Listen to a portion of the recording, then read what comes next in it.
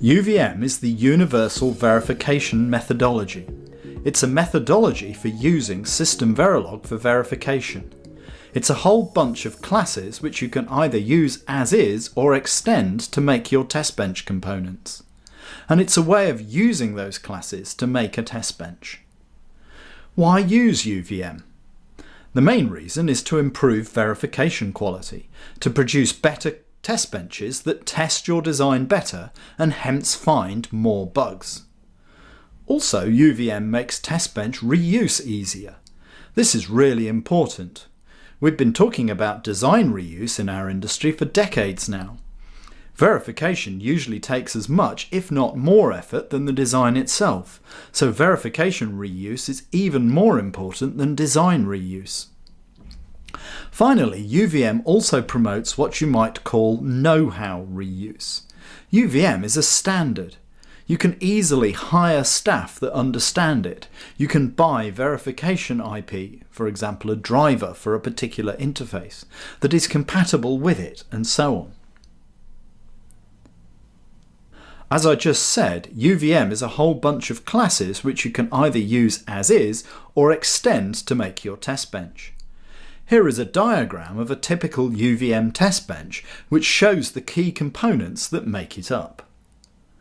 A UVM sequencer generates transactions, usually random transactions. These are passed to the driver which translates them to the actual ones and zeros that the design under test, the DUT, expects. You generally use the UVM sequencer class as is to make a sequencer, but you'd make a driver in UVM by extending the UVM driver class. The monitor observes the ones and zeros on the DUT interface and translates those back into transactions for checking, coverage collection, and so on. Like with a driver, you'd make a monitor by extending the UVM monitor class. These three components are generally grouped together to make a useful piece of reusable verification IP. This we often call an agent. You'd make an agent by extending the UVM agent class. You'd probably have one agent for each DUT interface. A virtual sequencer is a general purpose controller, which might be used, for example, to control multiple agents. A subscriber is the general name for something that receives transactions from a monitor. A checker would check transactions, a coverage collector would collect coverage, and so on. There is a UVM subscriber class, for example, that you can extend to make subscribers.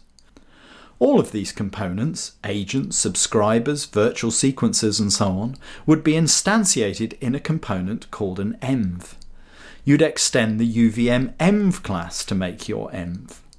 A real test bench would probably have a hierarchy of envs, envs instantiated in envs, and so on. So what do I mean by instantiate in this case? After all, these components are classes, not modules. What do we mean, instantiate, when we're talking about classes? We'll answer that question later in this webinar. The top of the UVM test bench hierarchy is the test, a component that you'd make by extending the UVM test class. The top level env component is instantiated in the test. The test then contains all the things that distinguish one simulation from another. So the test will contain a lot of configuration information, for example, perhaps seeds for random number generators, that sort of thing.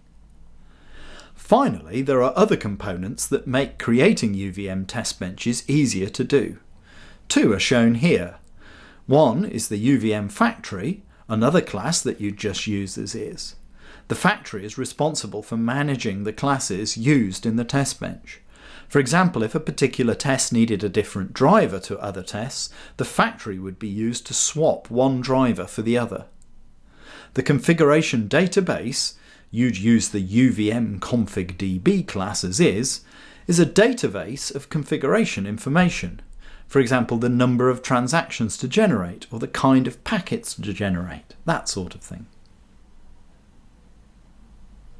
UVM isn't just a bunch of classes, it isn't just a test bench structure. There is a time dimension as well as a space dimension.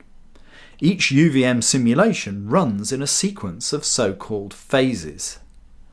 The first phase is called the build phase. In this phase, the test bench structure is built, the components are constructed, instantiated and registered with the factory. The second phase is called the connect phase.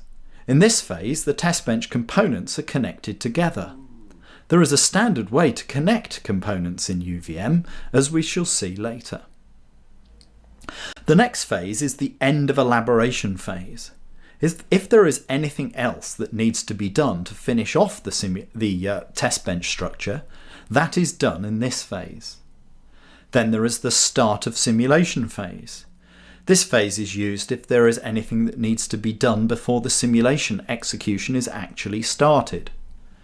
Whether something should be done in the end of elaboration phase or in the start of simulation phase is up to you. The next phase is more important than the previous two. This is the run phase, and it is the phase where the simulation itself is actually executed. This is the only UVM phase where simulation time is actually consumed. All of the other phases execute in 0 simulation time. The final 4 phases are for anything that needs to be done once the simulation itself has finished executing. It is up to you which of these phases, if any, that you use. I have highlighted the most important phases in blue: the build phase, the connect phase and the run phase. Doulos is a training company providing expertise and specialist training worldwide in all of the areas you can see on screen, from SoC design and verification, FPGA and hardware design, to embedded software and Python and deep learning. You can watch the rest of Matthew's webinar, Getting Started with UVM, whenever you want, by heading over to our website www.doulos.com/od and registering for free. For more free tips and tutorials, visit the KnowHow area of our website, and don't forget to subscribe to our YouTube channel. Thanks for watching.